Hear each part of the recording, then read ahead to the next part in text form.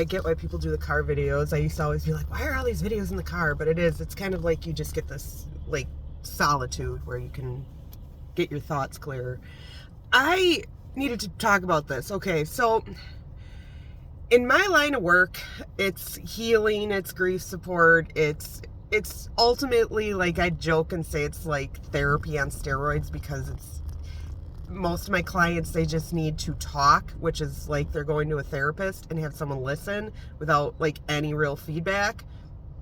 But also they're coming to me for energy healing, so I can identify the energetic like root of a lot of stuff.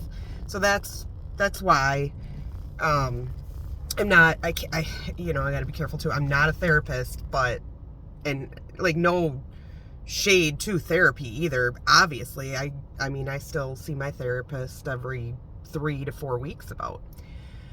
But I'm just, sitting here thinking about how people just believe that they're so stuck. And I'm also a social worker, so it's like I understand how all these systems were built to hold people back, to oppress people. And I mean, I'm not even getting into the current situation because that's not going to benefit anyone, and I don't really need to talk about that. But it just to let you know I have that awareness of what's going on, obviously.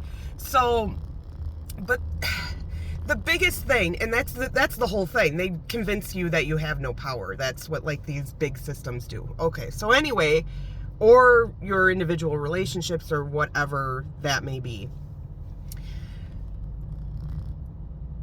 I really feel that I would be lying if I think that means that we have no individual power, because I think we have a whole lot of fucking power in ourselves.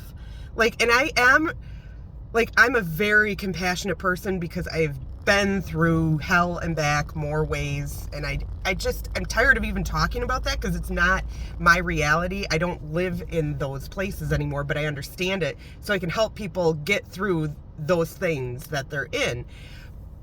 But I am kind of tired of the consistent cycling that a lot of people have. Like, it's an excuse at a certain point. Like, you are comfortable being miserable. You have no desire to change. You don't care how your actions affect anybody else. And that right there is where it's like, no more. You cannot keep doing that.